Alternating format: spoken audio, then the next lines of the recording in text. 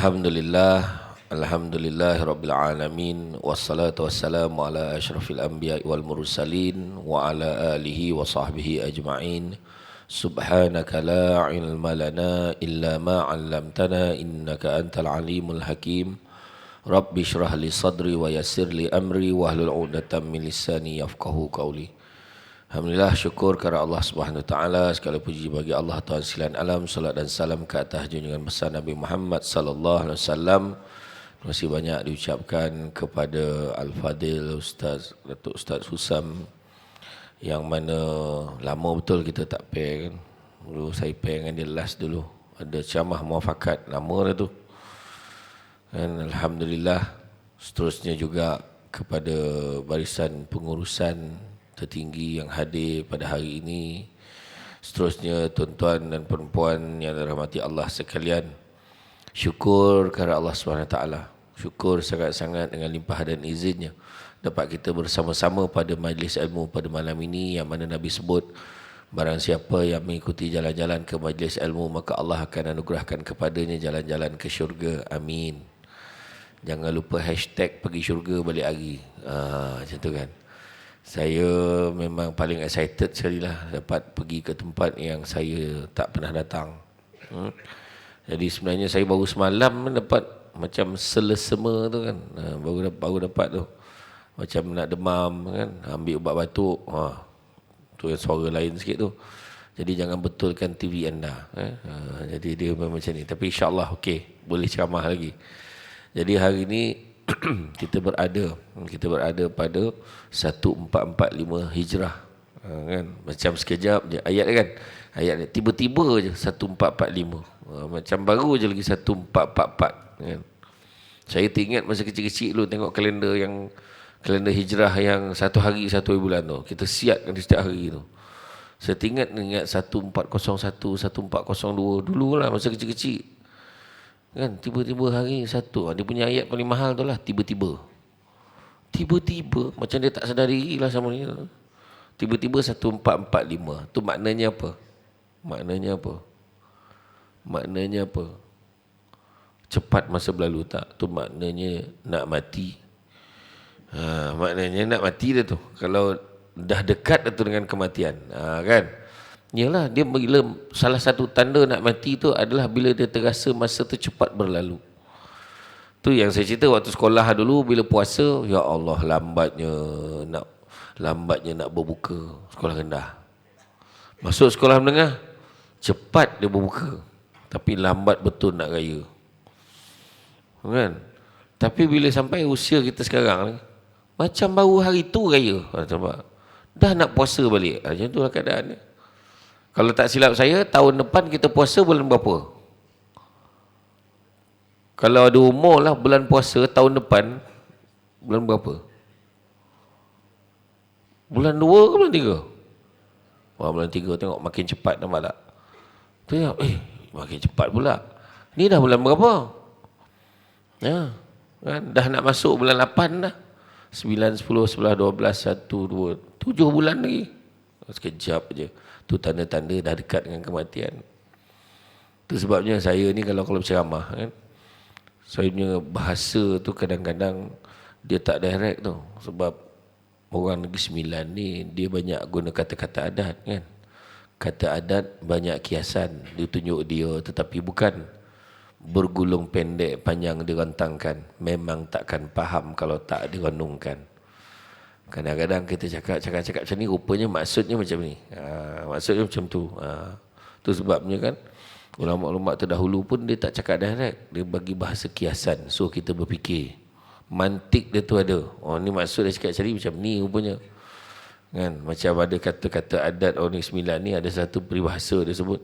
Dekat mana anjing menyalak, kat situ biawak memanjat. Dia kata. Kat mana anjing menyalak, dekat situ biawak memanjat. Maksudnya apa? Maksudnya ikut adat tempat tu. Kan? Hormat dengan tempat orang. Jangan main belasah aja. Kalau tempat orang tu kata makan dulu lah baru ceramah.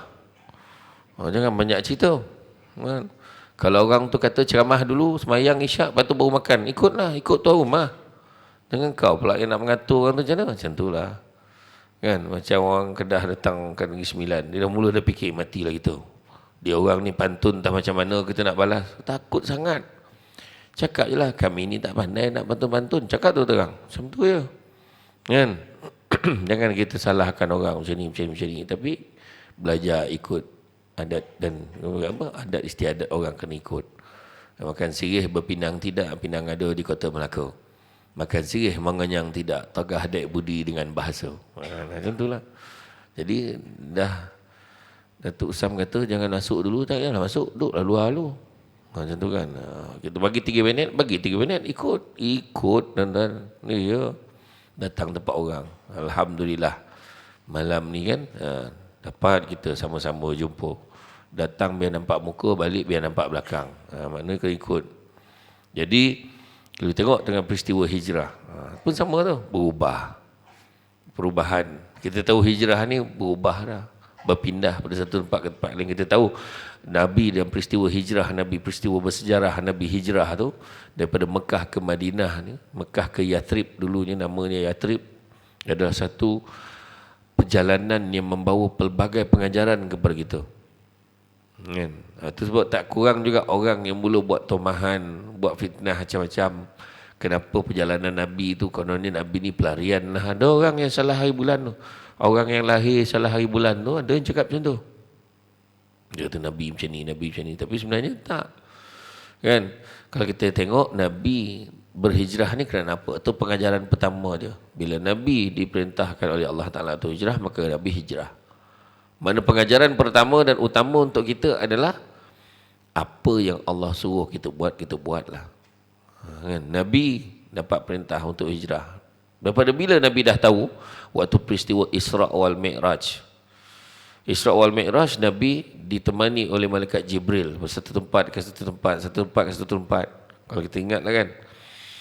Jadi salah satu pergi Baitul Laham, Bukit Turusina, sampai dekat sini tu, sampai satu tempat tu Jibril tunjuk, wahai Muhammad, kau nampak tak tu? Itulah Yathrib. Tak lama lagi Allah akan memerintahkan kamu berhijrah ke sana. Nabi dah tahu dah. Tak adalah Nabi kata pahal pula. Nak hijrah pula. Kenapa pula? Tak ada. Itu kita. Kan? Jadi bila Allah Ta'ala suruh, tak ada kata apa dah. Oh tidak, pun tidak. Orang kita kalau dapat surat berpindah daripada Kok Diang dapat surat untuk pindah kerja, dah seronok duduk kat Kok Diang, tiba-tiba kena tukar ke Seremban. Mulalah buat surat minta penangguhan selama sebulan. Kerana masih ada lagi urusan yang belum dapat diselesaikan. Itu biasa tu. Dalam tempoh sebulan nak pakai kabel-kabel lain supaya terus duduk situ, jangan pindah. Ada orang macam tu. Itu pengajaran yang pertama. Bila Allah suruh buat. Allah kata jangan buat, janganlah kita buat. Macam itulah. Jadi kalau kita tengok, sebagaimana disebutkan dalam satu hadis daripada Sayyidina Umar, bagaimana Umar bin Khattab radhiyallahu anhu, dia berkata, aku mendengar Rasulullah SAW bersabda, sesungguhnya setiap perbuatan itu tergantung pada niatnya, dan sungguhnya setiap orang akan dibalas berdasarkan apa yang dia niatkan. Siapa yang hijrahnya kerana ingin mendapatkan keredaan Allah dan Rasulnya, maka hijrahnya akan menuju kepada keredaan Allah dan Rasulnya. Dan barang siapa yang hijrahnya kerana menginginkan kehidupan yang layak baginya di dunia, atau kerana wanita yang ingin dinikahinya, nescaya manfaat hijrahnya sesuai dengan apa yang dituju. Hadis riwayat Bukhari. Kalau kita tengok dalam ayat ni, niat merupakan perkara yang penting. Itu sebab Nabi sebut tidak ada penghijrahan lagi selepas Fathu Makkah. Nabi kata yang ada cuma 2 sahaja, iaitu 2 saja, iaitu okeylah tu, at least senyap toke tu. Saya pernah camah dekat satu masjid dekat Kuala Pilah. Saya kata, makcik, masa tu camah maulud, katanya, makcik, apa maksud selawat makcik? Apa maksud selawat? Menyaut makcik tu. Nak ceramah lah, tanya pula, dah kena marah pula aku. Kan? Yang ni tak apalah, kira senyap okey lagi lah kan. Jadi Nabi kata tidak ada lagi penjerahan selepas Fathu Makkah, yang ada cuma niat dan jihad. Niat dan jihad. Makna nak bagi tahu niat tu pun susah. Macam mana pula? Bukan senang je, letak je lah. Memang letak. Tapi kalau orang tu kalau tak nak letak kan, tak jadi juga. Makan. Apa yang susah makan? Ambil je lah, makan lah. Tak, ada setengah orang tu, leceh lah, nantilah. Sebab kena bangun, kena ambil, kena sendukkan pula, kena ambil sendiri. Dia nak orang hidang macam tu. Itu cakap tadi, dekat dalam hati ni, niat tu pun kadang susah. Contoh paling senang lah. Contoh paling senang kan, pada orang lelaki kan. Berhenti-berhentilah merokok. Contoh. Kan berubah muka tu. Kan berubah muka. Kan cerita merokok susah. Kan. Sebab dalam hati tak fikir nak berubah pun. Okey je serokok, tak ada hal. Kata kan. Dia sound balik. Pencamah tu tak betul tu. Nampak kan? Tu yang saya tengok dekat masjid, dekat Simpang 4, dekat Pulau Pinang tu. Dia ada signboard. Dia letak satu notis board kat dinding tu. Fatwa pengharaman rokok. Dia bagilah dalil ayat Quran, hadis apa semua bagi. Ada seorang pakcik tu, dia baca notis tu sambil serokok tu. Saya pun mikir macam mana saya nak gambarkan keadaan tu. Macam tu saya kata tadi, niat tu sendiri. Kalau kita cakap lah niat senang, niat lah. Yang penting ada niat, betul. Tapi kalau orang tak nak niat, buat macam mana? Kan dia tak nak. Tu sebabnya Dr. Fadilah Kamsah tu dia sebut. Dia kata manusia bukan tak nak berubah, tapi kadang-kadang dia tak nampak sebab kenapa dia perlu berubah. Jadi kalau kita tengok hijrah ni, tu yang disebut tu, wa man kana hijratuhu ila dunya aw amaratin yankihuha fajratuhu ila ma hajara ilaih. Barang siapa yang hijrahnya kerana dunia atau kerana wanita yang ingin dinikahinya, nescaya manfaat hijrahnya sesuai dengan apa yang dituju. Bukan semua orang yang ikut Nabi hijrah dulu kerana Allah, bukan semua. Bukan semua. Ada salah seorang pemuda tu, dia ikut Nabi sebab ada seorang perempuan, dia nak sangat kahwin dengan perempuan tu. Dia dapat tahu perempuan tu ikut Nabi hijrah, maka dia pun ikutlah. Macam malam ni kan, bukan semua orang yang datang sebab betul-betul nak dengar ceramah. Bukan semua datang kerana Allah kan. Ada di kalangan ni datang sebab terpaksa. Contohnya, jom ikut aku. Mana? Ikut je lah. Sekali pun datang ceramah lah, kena ceramah pula aku. Contohlah, contoh kan. Bukan semua orang kan, bukan semua orang. Ada orang tu pula nak sangat ni, nak sangat tengok Samsul Debat. Nak sangat tengok Samsul Debat depan-depan. Dah tengok habis lah, dapat takat tu lah. Yang seorang tu pula dah charge handphone daripada malam tadi lah, dapat selfie jadilah. Itu yang saya kalau pergi ceramah dekat tempat, kalau budak-budak kan, saya cakap nak ambil gambar. Lepas kan biasa ceramah lepas maghrib, lepas tu kita sembahyang isyak dulu, kemudian baru makan kan. Sementara tunggu nak sembahyang isyak tu, ada orang nak ambil gambar. Boleh ambil gambar boleh tak? Sembahyang dulu, saya kata. Budak-budak senang faham. Ada seorang bapak budak ni, saya kata, pakcik sembahyang dulu, nanti kamu ambil gambar. Alah, sembahyang bila-bila boleh. Sembahyang tu. Macam mana tu? Dia sound balik sana. Sembahyang bila-bila boleh. Saya ingatkan, dia pun selfie. Ingatkan selfie, lepas tu dia masuk dalam sembahyang. Tak, dia start motor balik. Bayang kurang asam tak kurang asam. Iya, bukan semua meletakkan niat kerana Allah. Tu sebab saya ceramah untuk bakal-bakal pesara. Bakal-bakal pesara sektor kerajaan, dia buat dekat Pusat Perubatan Usti Malaya, PPUM. Masa tu ada ramai lah, dalam 50 ke 60 orang yang bakal-bakal pencen. Saya katalah dulu masa bekerja kan, jangan lupa kita buat apa pun, jangan lupa niat kerana Allah. Benda baik yang diizinkan oleh Allah, niat kerana Allah, dapat pahala ibadah. 3 perkara ni. Benda baik diizinkan oleh Allah, kaedahnya niat kerana Allah, dapat pahala ibadah. Jadi adalah orang tu, ya Allah menyesalnya saya. Kenapa pula? Saya 35 tahun servis bekerja dalam sektor kerajaan. Memang jabatan tu memang buat baik dengan orang aja. Contohnya lah, saya tak cakap jabatan dia ni. Contohnya jabatan kebajikan masyarakat. Kan tolong orang, bagi bantuan dan sebagainya. Dia buat 35 tahun, benda baik. Kaedah dia tu memang diizinkan oleh Allah, ikut prosedur dah. Tapi dia tak pernah nak letak niat itu kerana Allah. Rugilah dia. Dia mungkin dapat pahala kebaikan, tapi tak dapat pahala ibadah tu. Itu sebab penting lillahi ta'ala. Saya baca ada satu buku tu, Hidup dengan Bismillah. Memang kita kalau apa, bismillah. Dapat air, automatik. Air apa pun lah letak tu. Bismillah. Kan? Bismillah. Bismillahirrahmanirrahim. Contoh, bukan nak minum sangat, nak bagi gambaran macam mana. Kan? Bismillah, minum. Bismillah. Nak start dengan kata bismillah. Tapi kadang-kadang dia jadi prosedur je. Kita sebut, tapi dalam hati terlupa dengan nama Allah. Dengan nama Allah. Bismillah. Paling tidak, bismillah dengan nama Allah. Dengan nama Allah. Tapi terlupa niatkan kerana Allah. Orang kahwin pun bukan semua niatkan Allah. Sedangkan tu yang paling baik. Sebaik-baik kenapa nak kahwin?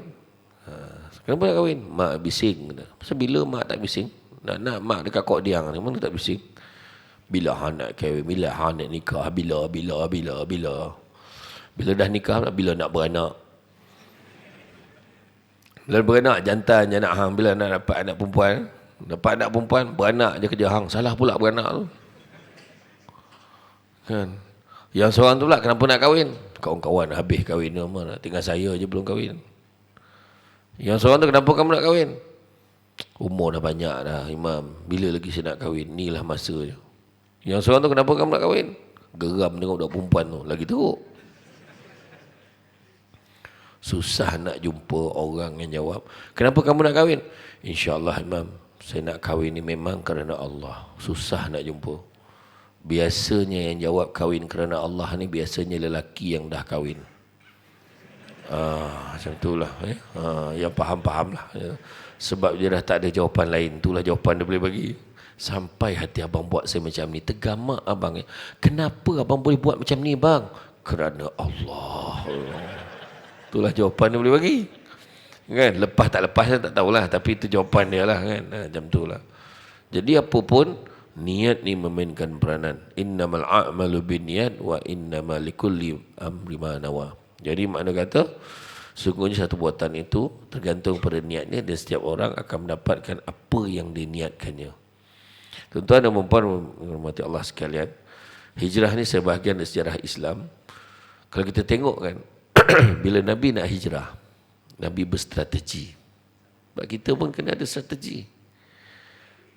Kan, kita nak hijrah kena ada strategi. Bukannya main belasah saja. Mesti ada strategi. Nabi nak hijrah, Nabi pergi buat jumpa siapa dulu? Nabi dah dapat dah mimpi tu kena hijrah. Dapat perintah Allah suruh hijrah. Nabi jumpa siapa dulu? Jumpa Saidina Abu Bakar. Saidina Abu Bakar, dia jumpa. Saya nak tanya semua. Dalam ramai-ramai sahabat, siapa yang paling Nabi rapat? Siapa paling Nabi rapat?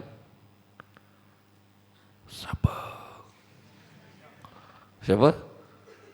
Saidina Abu Bakar lah, kan? Saidina Abu Bakar. Semua orang tahu. Saidina Abu Bakar sampaikan ada yang menyatakan kalau lah ada Nabi lagi selepas Muhammad, memang Saidina Abu Bakar lah. Kan?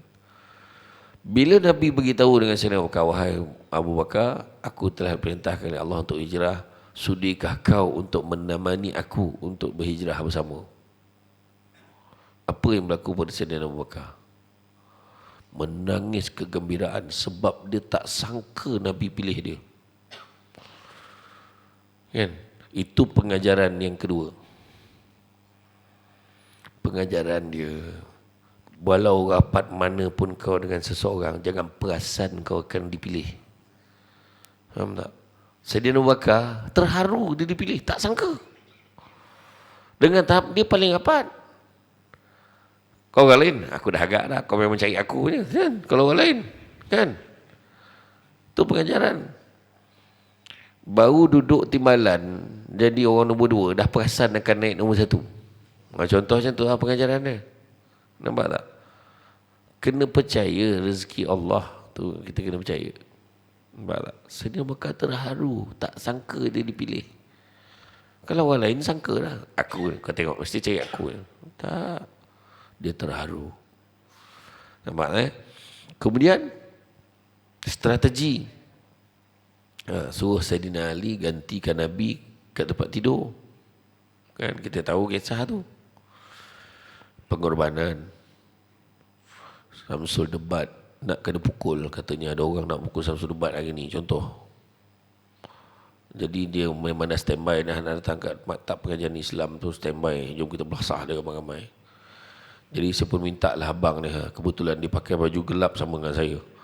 Abang buat-buat mengaku jadi Samsul Debat. Duduk kat depan mengajar macam tu, tunduk. Jangan tunjuk sangat muka, takut orang perasan. Saya cakap ada orang nak pukul aku ni bang. Kau standby ganti aku. Nak tanya sanggup tak ganti, saya tanya. Tengok sampai hati dia. Tak sanggup dia. Nampak tu cerita tu. Tak sanggup. Itu kena pukul. Ni Nabi ni orang nak bunuh Nabi. Ni kan. Orang nak bunuh Nabi. Seronok Sayyidina Ali. Boleh. Dia kata. Dia ganti ke tempat tidur. Berselubung. Tidur. Nampak. Ni baru kena pukul. Tak sanggup. Kau nak mati, kau matilah seorang. Kan. Pengajaran dia yang kita boleh nampak kan. Bukan senang kan, bukan senang.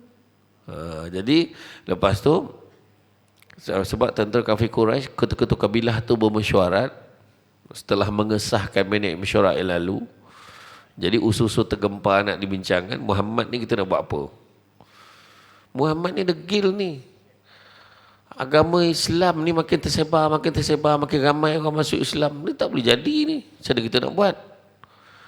Bagi pangkat tak nak, bagi duit tak nak, bagi perempuan tak mau. Sampaikan mereka berunding macam ni lah Muhammad. Kita bincang, boleh tak? Tahun ni kau sembah Tuhan kami sembah Tuhan kamu. Lepas tahun kita tukar balik. Runding menggila-gila pula. Nabi kata, tak dapat lah, tak dapat. Tu terjemahan lah kan. Tak ada macam tu Nabi jawab pula, cakap lagi 9 pula kan. Dia kata, oh, tak boleh. Ni nak beritahu pengajian seterusnya. Benda tak boleh lah. Kalau boleh lah. Kan? Kena lah ada prinsip kita mempertahankan. Kalau dah segi hukum kata tak boleh lah macam tu. Kan? Iya tuan-tuan. Jadi, pada ketika itu, mereka ambil keputusan. Kalau macam tu, bunuh aja. Syaitan yang menyamar menjadi salah seorang daripada ketua kabilah yang bermesyuarat tu, dia kata, tak payah tangkap-tangkap nanti lagi kuat dia. Bunuh aja senang. Betul juga. Kata. Jadi dia letaklah tawaran, reward. Siapa yang dapat bawa kepala Muhammad tu, harganya 100 ekor unta untuk kepala Muhammad. Keliling tentera kafir Quraisy mengelilingi rumah Nabi. Dah ready nak bunuh Nabi. Tapi Nabi gentleman, Nabi okey nak bunuh. Nabi yakin dengan bantuan daripada Allah. Bukan Nabi korek bawah tanah keluar dari rumah. Bukan Nabi ikut pintu belakang. Nabi buka pintu depan keluar menghadap tentera kafir Quraisy yang dah mengelilingi rumah. Tapi dengan kuasa Allah mereka memandang tapi dia tidak melihat. Pernah berlaku tak tu? Memandang tapi tak melihat. Pernah berlaku tak? Lah, Samsul Debat ke tadi tu lah. Tak perasan. Dia memandang tapi tak melihat. Kan? Ni ada orang tengah melihat lagi tak memandang. Dia ni ke Samsul Debat? Macam lain pula. Ada contoh kan? Contoh kan. Tapi dia pandang tapi dia seolah-olah dia tak nampak. Itulah kuasa Allah. Nampak? Nabi siap ambil pasir tu, tabur dekat kepala tu. Salah seorang tentera tu.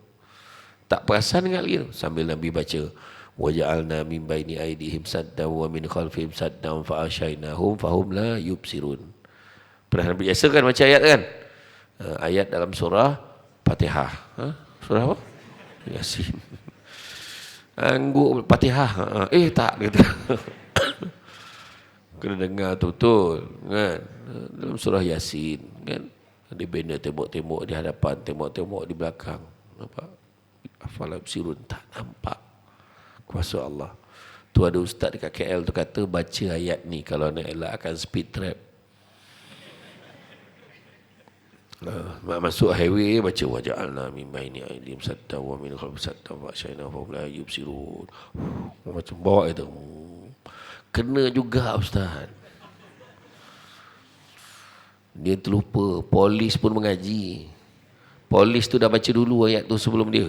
Jadi polis nampak dia tak nampak polis tu. Tu yang kena tu. Jadi kemudian Nabi keluar, Nabi pergi bersembunyi dekat gua Hira. Gua Niyah jauh sangat. Kan? Gua Thur. Gua Thur. Nabi duduk kat sana. Gua Hira tempat Nabi timur wahyu tu. Ni Gua Sur. Nabi duduk dekat sana. Bukannya takut, tapi strategi. Kenapa strategi? Kalau tidak mesti, mana kita nak suruh ni, mana nak pergi. Tu. Ada satu tempat, ada satu lubang tu kecil, tak besar sangat.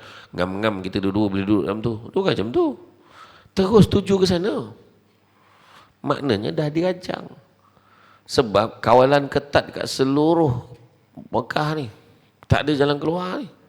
Sembunyi dulu dekat sana. Nampak? Dan kemudian nak menggambarkan betapa betulnya strategi itu. Macam mana Sayyidatina Asma boleh hantar makanan ke sana kalau dia tak tahu? Melainkan dah rancang awal. Ada handphone masa tu. Asma, lapar ni. Kau tolong hantar makanan. Kau jalan 10 langkah ke kanan, kau nampak bukit, kau terus naik atas. Ni ayah send location. Mana ada? Tak ada. Kan dah dirancang daripada awal. Sayyidatina Asma pula pergi menghantar makanan dengan tahap diri ni sendiri syarat mengandung 9 bulan. Cuba fikir. Itu pengorbanan tu. Itu pengorbanan. Kan? Jadi dan Nabi pula berhijrah. Nabi ikut jalan yang tidak biasa dilalui oleh manusia biasa, yang mana ditunjuk jalan oleh Abdullah bin Uraikid, seorang yang bukan Islam. Pengajaran seterusnya kita nampak, Nabi nak tunjuk dekat kita, hijrah ni memerlukan pengorbanan, hijrah memerlukan perjuangan. Nabi korban apa? Tinggalkan kampung halaman Nabi. Betul? Kan? Nabi sebelum peristiwa Ma'al Hijrah ni, peristiwa hijrah ni, Nabi terlibat dengan peristiwa Isra' Mi'raj. Nabi naik apa? Naik burak. Nabi boleh je kalau nak senang. Ya Allah, kau hantarlah burak seekor ni. Kan? Payahlah nak jalan ni, seumur nak bunuh lah, nak apa, naik burak cepat sikit sampai. Tapi Nabi nak tunjuk kat kita, kan? Burak ni sekarang ni nak jumpa belah-belah utara kat Malaysia. Burak oil. Saya tak berani isi minyak burak kan.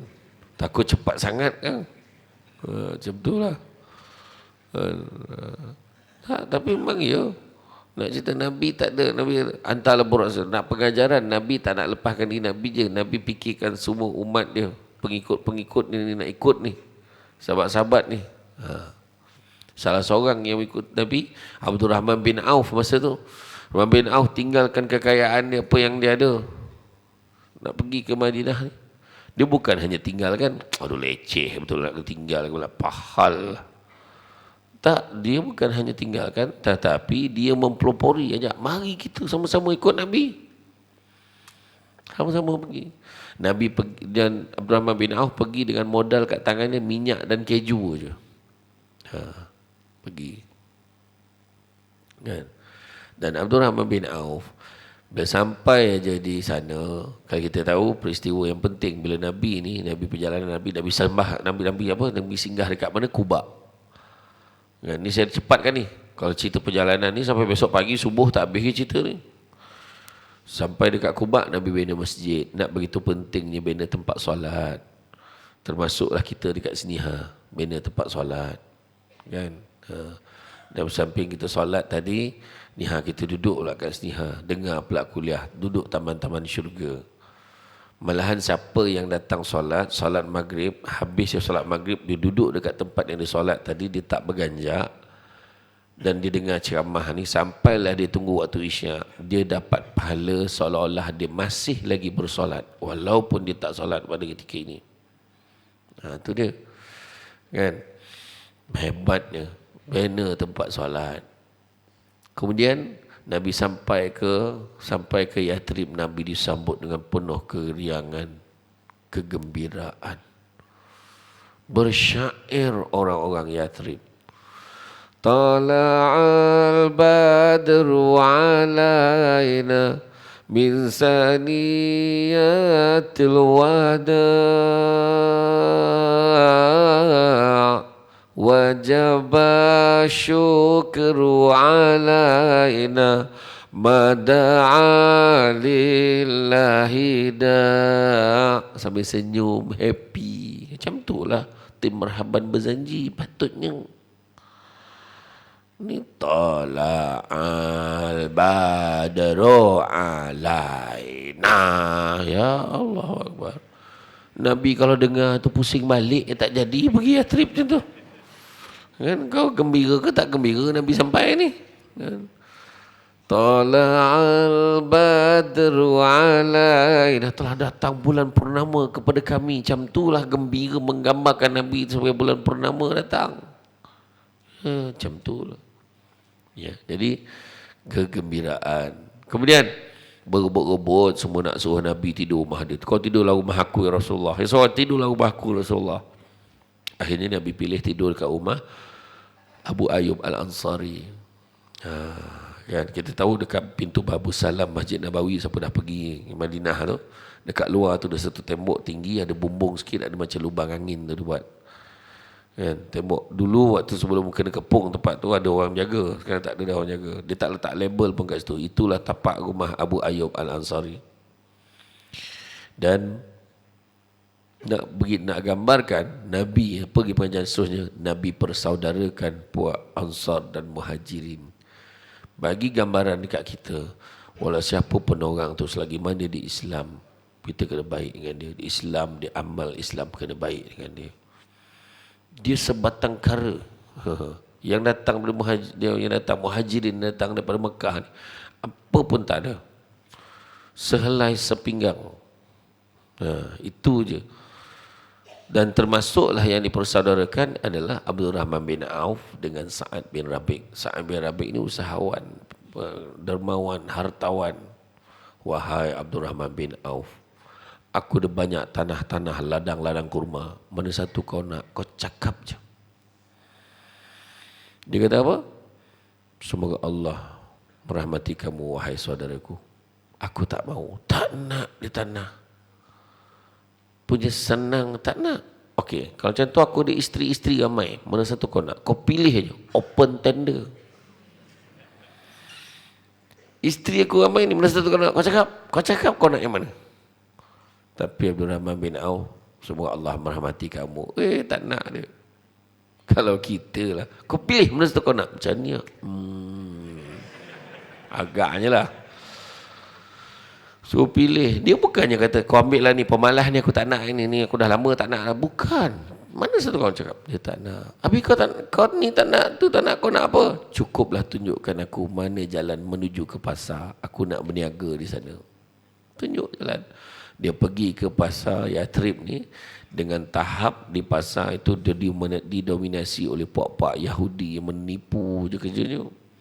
Scammer. Cekik darah, lintah darat semua ada. Scammer. Kita tengok maknanya Abdul Rahman bin Auf ni menunjukkan apa? Tidak mengambil kesempatan atas kebaikan orang lain. Kita hari ini mengambil kesempatan atas kesempitan orang lain. Orang dah lah susah ditipu je. Scammer.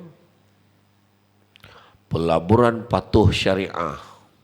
Modal 300, tidur aja. Esok duit masuk berjuta-juta. Meletak muka Samsul Debat. Kau ajar betul. Ada sekarang ni pelaburan patuh syariah. Bermodalkan 300, tidur lena. Kan? Duit senang. Esok tu masuk beribu-ribu. Mai masuk tu kena tipu. Ada sekali tu muka saya, Amin Idris dengan Ustaz Arianto. Gambar kami bertiga macam ni. Mana aku nampak poster ni? Rupanya dia edit poster tazkirah malam Jumaat Astro Oasis tu. La ilaha illallah, saya kata. Salahnya ramai yang masuk. Tu saya buat kenyataan rasmi pada hari ini. Samsul Debat tidak terbabit dengan mana-mana pelaburan. Ya, jadi hati-hati. Dia letak muka Samsul Debat tu, jangan percaya. Lepas tu dia marah. Kenapa Ustaz tak cakap? Saya dah tertipu. Oh, kata kau keluar duit, kau tak tanya aku. Dah kena tipu pun kau tanya aku. Pahal. Dah cakap ni. Jangan. Kan? Ambil kesempatan. Jadi Abdul Rahman bin Auf walaupun dengan bermodalkan keju dan minyak tadi, alhamdulillah dia diterima dengan baik oleh orang-orang di Yathrib. Sebab apa? Orang semua suka berurusan dengan Abdul Rahman bin Auf. Sebab Abdul Rahman bin Auf ni jujur, tak sorok barang, tak menipu dalam timbangan, adil terhadap pelanggan. Punyalah baik ya. Sampaikan satu tahap dia berniaga, dia dapat satu ekor unta harganya, satu ekor unta harganya 1,000 dinar, 1,000 dinar, dia jual balik dengan harga 1,000 dinar. Macam kita beli barang modal 1,000 dinar, jual balik 1,000 dinar. Macam tu lah. Unta tu macam tu lah. Dia beli 1,000, jual 1,000. Yang Yahudi tu beli 1,000, jual 6,000. Jadi apa soalan kita nak tanya? Mana untung dia? Mana untung dia? Abdul Rahman bin Auf jual unta itu 1,000 dinar, tetapi setiap unta dibeli kena bayar tambahan 2 dinar harga tali yang ikat unta tu. Jadi lagi banyak beli, lagi banyak harga tali dia dapat jual. Jadi jangan cakap Cina, jangan cakap India. Abdul Rahman bin Auf dah lama ajar sistem volume dalam berniaga. Nampak? Jadi lepas pada tu tak selang berapa bulan, dah macam mana Nabi terbau berselisih Abdul Rahman bin Auf, terbau bau wangi-wangian. Wahai Abdul Rahman bin Auf, kamu telah bernikah ke? Sebab ni bau wangi-wangian orang menikah ni. Benar ya Rasulullah, aku baru saja mengahwini seorang wanita Ansar. Kalau begitu buatlah walimatul urus, paling kurang seekor kambing. Bagi. Orang kok diang tak main lah seekor kambing. Kenduri kan? Kenduri kurang-kurang seekor kebau. Kan? 2 ekor lembu kan? Kurang-kurang. Macam malam ni saya yakin. Kan? Takkan seekor kambing je malam ni. Contohlah, tak ada gurau. Jadi mana kata kita tengok Abdul Rahman bin Auf lepas tu Nabi doakan. Dah nikah Nabi doakan. Dan semenjak daripada itulah apa juga yang disentuh oleh Abdul Rahman bin Auf bertukar menjadi emas. Maksud dia meniaga apa pun laku dia. Dan dia jadi antara manusia yang paling kaya. Bayangkan, dahlah kaya, dermawan pula tu. Setiap kali perjuangan Islam berperang, tak pernah dia tak menyumbang. Malahan setelah kewafatan Nabi, dia yang jaga kebajikan isteri-isteri Nabi. Setiap isteri Nabi ni kalau nak pergi ke pasar, ada 2 orang escort, dia bayar gaji. Perbelanjaan semua ditanggung oleh Rahman bin Auf. Abdul Rahman bin Auf juga ada banyak unta, ada banyak emas. Abdul Rahman bin Auf jugalah yang memberi pampasan kepada keluarga yang terbabit dengan peperangan Badar. Setiap keluarga RM400,000 duit Malaysia hari ni. Dan jumlah kekayaan dia, jumlah emas yang ada pada Abdul Rahman bin Auf, total harga nilaian emas hari ni 750 bilion. Maknanya lagi kaya daripada Bill Gates dan juga Jeff Bezos. Nak tunjukkan. Jadi senang je tuan-tuan. Satu rahsia dia sedekah. Abdul Rahman bin Auf jadi kaya. Dan dia adalah salah seorang sahabat yang dijamin masuk syurga. Tetapi dia paling lambat sekali masuk sebab harta dia banyak betul. Siapa yang harta banyak tu lambat masuk syurga.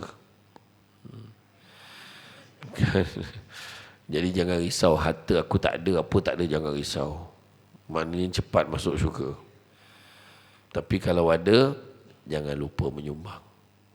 Jadi tuan-tuan dan puan sekalian, dah halang-halang kita sebut pasal menyumbang.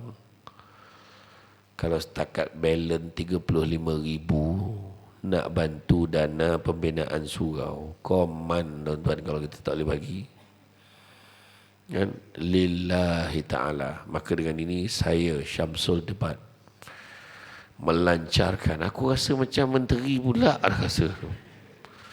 Dengan saya Syamsul Debat dengan ini, dengan lafaz yang mulia Bismillahirrahmanirrahim, saya melancarkan dana kutipan pembagi pertujuan pembaikan surau berbaki 35,000 sahaja. Saya harap malam ni dah selesai. Selagi tak cukup 35,000, jangan bagi semua ni balik.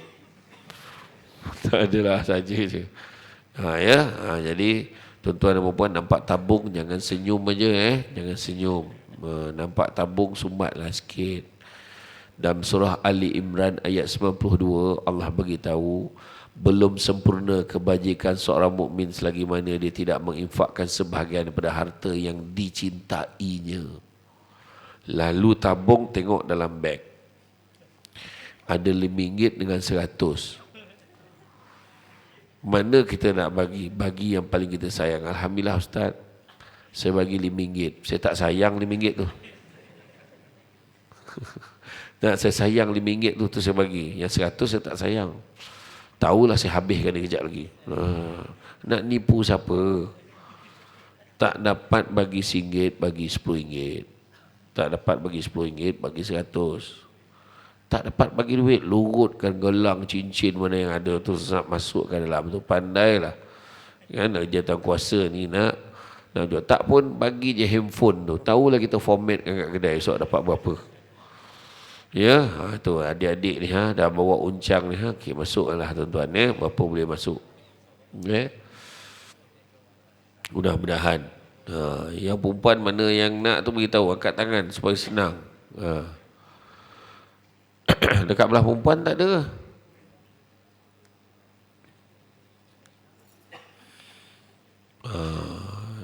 Nanti. Okey. Alhamdulillah. Tuan-tuan jangan bagi kertas cadangan pula dalam tu.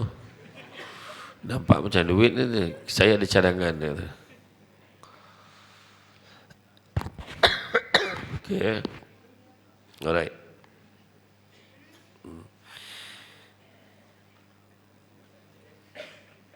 Yang belah perempuan tak ada.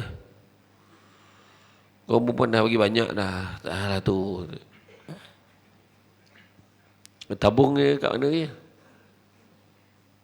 Okey. Jadi pengertian hijrah ni sebagai kita tahu, ya, hijrah ini merupakan peristiwa yang sangat penting menyalakan cahaya harapan di hati para Muslim. Dan pengertian hijrah kini digunakan sebagai istilah berubah daripada buruk pada baik, baik pada lebih baik, lebih baik kepada lebih baik.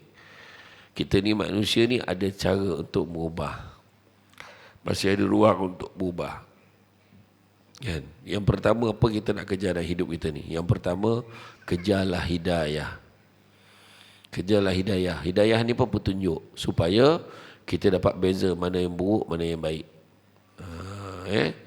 Kalau orang tu tak ada hidayah, dia tak ada dapat beza dah buruk dengan baik sama aja. Kadang-kadang buruk rasa baik, baik rasa buruk lagi kan? Pergi kelab malam dia rasa okey.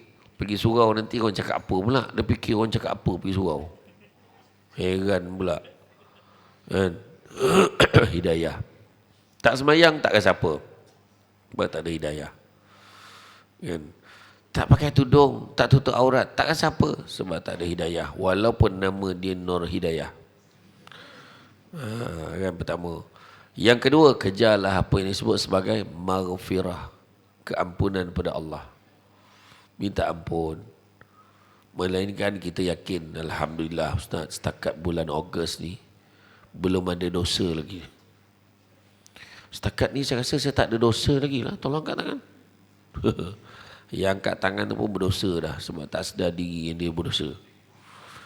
Nabi kata sesungguhnya manusia itu berdosa dan sebaik-baik manusia berdosa itu bertaubat kepada Allah. Mohon ampun kepada Allah banyak-banyak. Dan yang ketiga, kejarlah apa disebut sebagai rahmah. Hidayah, maghfirah, rahmah. Rahmah ni apa? Rahmah ni adalah rahmat. Rahmat ni tiket untuk kita masuk syurga. Tak ada tiket lain, tu tiket dia. Dan nak dapat rahmat Allah ni tak ada cara lain. Beribadahlah sebanyak-banyaknya. Kan? Beribadah sebanyak-banyaknya. Kan?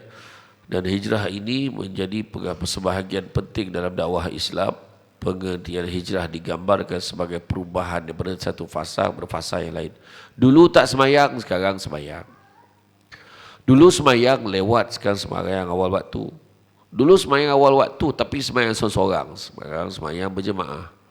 Dulu semayang jemaah dah, lepas semayang jemaah langsung tidur. Tak, lepas ni semayang jemaah terus zikir. dan doa. Dah sembahyang zikir doa balik, tukar pula. Sembahyang zikir doa, buat pula solat sunat. Mengaji Quran. Buat tambahan perubahan pada diri kita. Kan? Dan begitu juga hijrah ini berpindah atau menyingkir untuk sementara waktu satu tempat-tempat lain yang lebih baik dengan alasan tertentu, baik itu untuk keselamatan, kebaikan. Dan hijrah juga berarti perubahan sikap, tingkah laku, sebagainya ke arah yang lebih baik. Apa perubahan? Contoh, aku nak kurus. Contoh. Nak kurus, baguslah. Tapi kenapa nak kurus?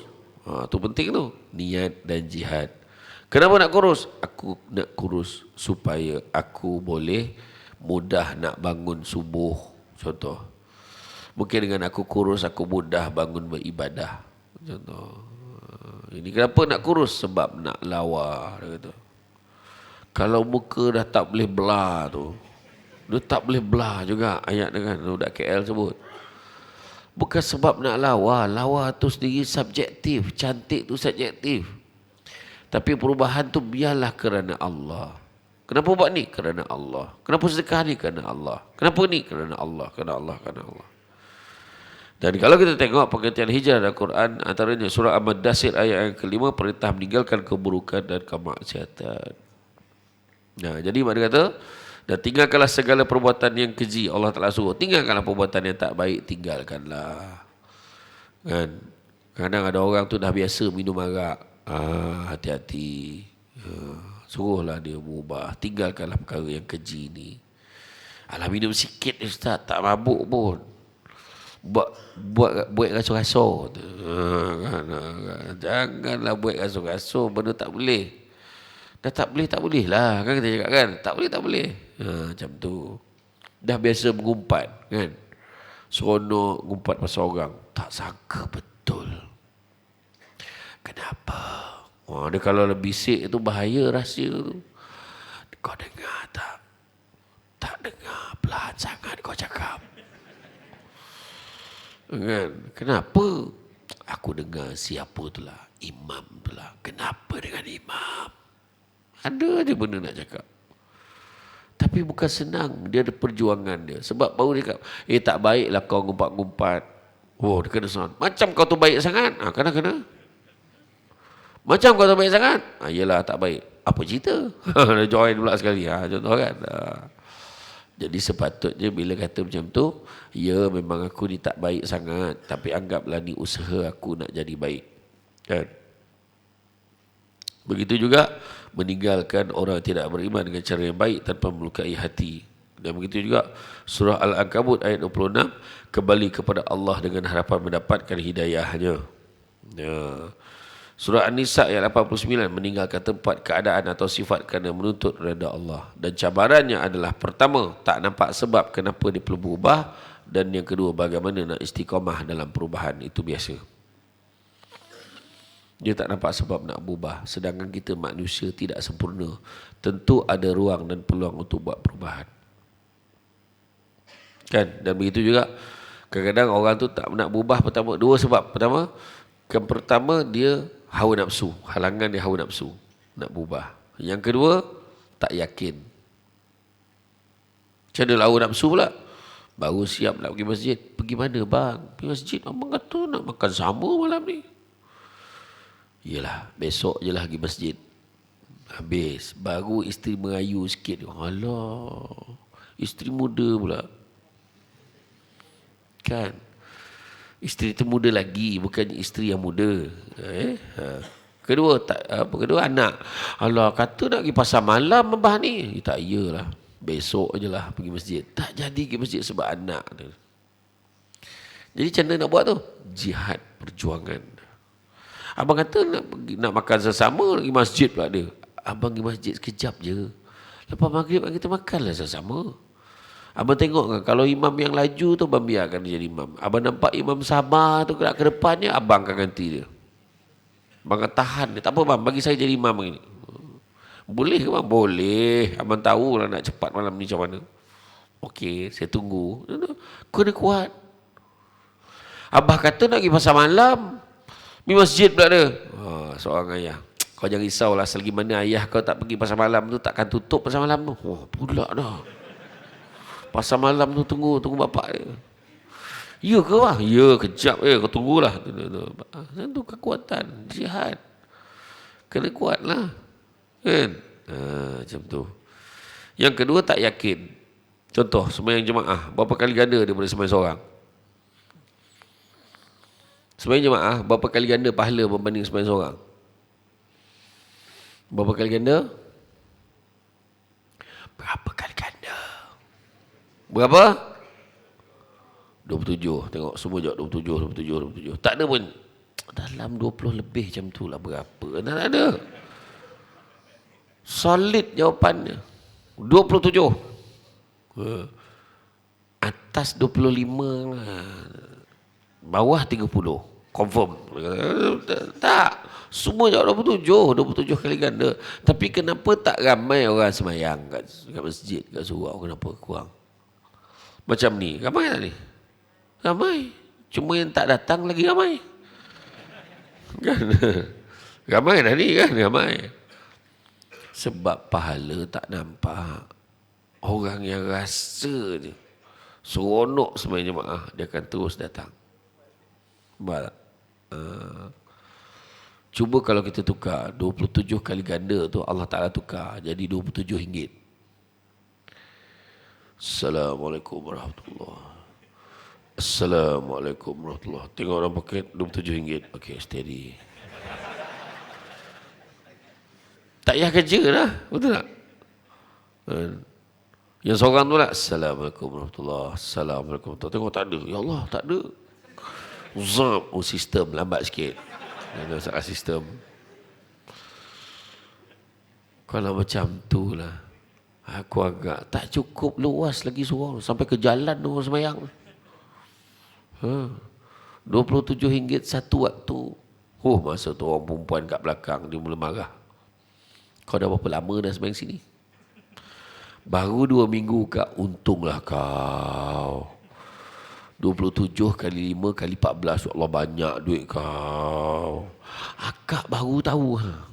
Tak guna punya jiran. Nak kaya seorang. Ajaklah kita ni sekali. Akak baru dapat RM27 ni. Ni lah baru selai dapat. Kata. Kan senang kalau itu. Itu orang perempuan. Orang perempuan akan bincang isu remeh-temeh macam tu. Orang lelaki dia gemar bincang isu dasar. Kemana hala tuju? Tu orang lelaki. Dia akan bincang. Agak-agak kau lah Mat, kita makmum dapat 27, imam dapat berapa? Tu orang lelaki ni bincang tu. Ditahannya motor imam tu. Baik, imam cakap, Mam, berapa Mam? Imam dapat berapa? Imam ni malah, Alhamdulillah, syukur. Imam jangan macam tu, Mam cakap tu terang berapa imam dapat. Ni contoh je lah. Ni contoh. Imam pun cakap. Ni contoh. Tak ada pun macam tu. Ni contoh. Imam kata. Dia tengok keadaan lah. Kalau lupa-lupa banyak, kurang lah dapat. Tapi kalau fokus, khusyuk, lebih tu, insyaAllah. Teruk-teruk pun, RM40 tak lagi lah. Contoh dia kata. Malam tu bertumbuk nak jadi imam. Asyik dia jadi imam, aku nak juga. Kata. Itu masalah tu. Tapi masalahnya, Allah nak bagi lagi besar dan lagi hebat pada tu. Isu yang kedua, tak yakin ni, inilah dia. Nak yakin datang majlis ilmu. Oh macam tu ya. Pergi masjid ni, betul ke? Orang tiba-tiba cakap ke kita, kita tak belajar, kita tak ikut kuliah, memang kita tak akan yakin. Kau tahu tak, kau pergi ni, masjid ni, setiap langkah kau menuju ke tempat solat ni, langkah pertama Allah ampunkan dosa, langkah kedua Allah tinggikan darjah kau, begitulah langkah seterusnya. Ya ke?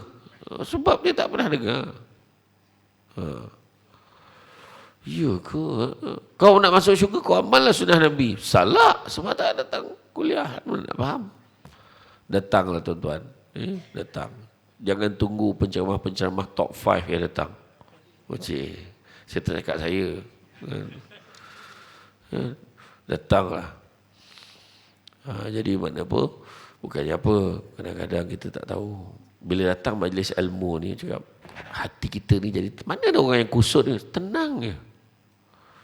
Yang paling tenang yang kejap-kejap tengok, kejap-kejap. Kejap-kejap. Hebat orang ni. Dia kalau orang tu tengok pada mula sampai habis, tu biasa. Tapi kalau kejap tengok, kejap lelap. Kejap tengok, kejap lelap. Hebat orang ni. Sebab sambil-sambil dia dengar ceramah, dia zikir. Yang paling hebat sepanjang ceramah saya, dia zikir. Zikir je. Saya tak ada masalah. Saya penceramah yang paling memahami di Malaysia ni. Saya takkan marah. Tu kenapa tidur? Saya takkan marah. Saya takkan marah. Sebab memang dah itu kelebihan orang mendengar ceramah. Dia ada satu doa kalau kita baca, orang yang mengantuk hilang ngantuk. Dia ada satu doa. Penceramah kalau biasanya nak baca ayat, nampak dah ngantuk, dia baca ayat tu, insya-Allah hilanglah ngantuk orang yang mendengar. Orang perempuan pernah dengar tak ustazah tu ajar dan kuliah doa dia pernah? Pernah tak? Doa dia senang ni, bismillahirrahmanirrahim, wabil lahil taufiq wal hidayah, wassalamualaikum warahmatullahi wabarakatuh. Macam itulah doa dia.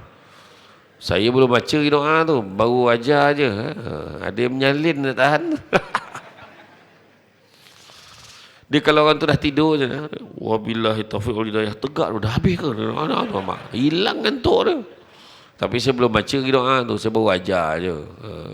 Macam itulah. Jadi, apa-apa pun berubahlah kita. Ya, sebagai manusia, berubahlah kita. Berubah paling tidak, kejarlah apa yang dikatakan sebagai ibadah dalam hidup kita, akhlak dalam hidup kita. Terus sebab ada ahli falsafah sebut, kekayaan yang paling besar adalah akal, kemiskinan yang paling besar adalah bodoh, keburukan yang paling buruk adalah terpesona pada diri sendiri, dan semula-mula perbuatan adalah akhlak yang baik. Ubah diri kita akhlak yang baik. Amalkan apa yang Allah Ta'ala dan Rasul suruh. Tinggalkan apa yang Allah dan Rasul larang kita buat. Jangan kita buat. Ya? Jadi tuan-tuan dan puan-puan rahmati Allah sekalian, rasanya cukuplah setakat itu. Apa-apa pun, buat perubahan dalam hidup. Berburuk pada baik, baik lebih baik, lebih baik lebih baik. Ingat Nabi kata, tidak ada penghijrahan selepas Fatu Makkah. Yang ada cuma niat dan jihad.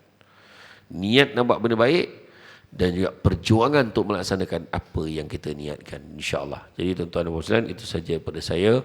Bak kata orang, sepandai-pandai tupai melompat, akhirnya jatuh ke tanah jua. Walaupun perkongsian sudah tamat, mudah-mudahan meresap ke dalam jiwa. Cantik dipandang rumah penghulu, kayu tu ukir dari papan, alang-alang menuntut ilmu, sebutir pasir kembangkanlah menjadi intan. Budak-budak membawa galah nak menjolok buah berangan, kalau ada silap dan salah, dikata tidak, dicaci jangan. Tenang-tenang air di laut, sampan kelok mudik ke Tanjung, hati terkenang boleh menyebut jasa baik. Pihak penganjur menyebut hari ini rasa nak junjung. Sedikit makluman, saya dah maklumkan kalau tuan-tuan dan perempuan ada masa, di luar sana ada satu meja ajaib. Atas meja tu ada barang, bukan untuk diambil tapi untuk dibeli.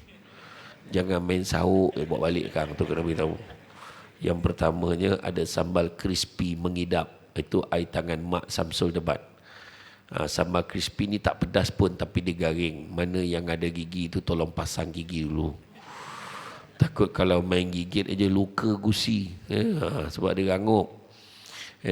Berita baiknya dulu harga satu bekas RM15. Hari ni Alhamdulillah masih RM15. Macam tu. Tak naik harga lah. Yang kedua, minyak wangi SD perfume, Samsul Debat perfume, harga RM35. Boleh bawa solat, tahan lama.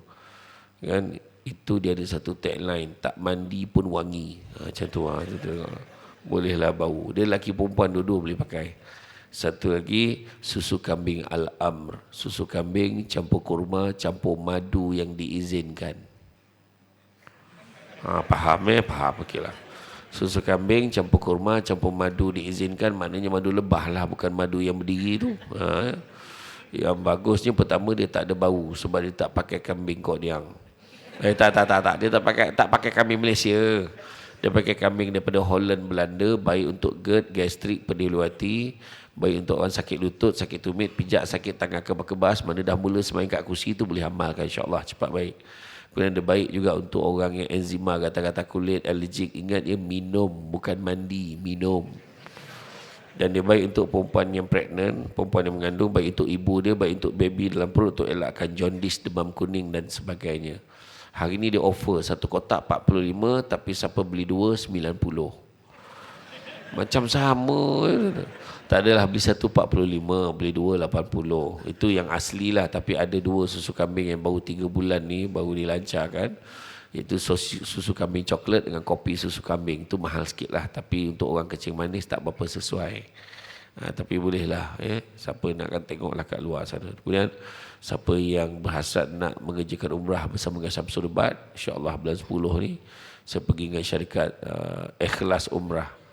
Itu anak syarikat Air Asia. Jadi tak risau kapal terbang dia banyak dalam store tu ada 10 biji kapal terbang. Dan begitu juga siapa yang nak ikut Syamsul Ubat pergi ke Bandung, Jakarta pada bulan 9. Ini bukan promote ya, lebih kurang. Siapa nak kan tanyalah dekat yang berniaga tu, nak minta nombor telefon boleh minta kat sana. Jadi itu saja daripada saya. Yang baik itu datang dari Allah SWT. Berkurang itu punca kelemahan saya sebagai manusia biasa. Pokok sekayu daun selasih. Thank you, terima kasih. Assalamualaikum warahmatullahi wabarakatuh.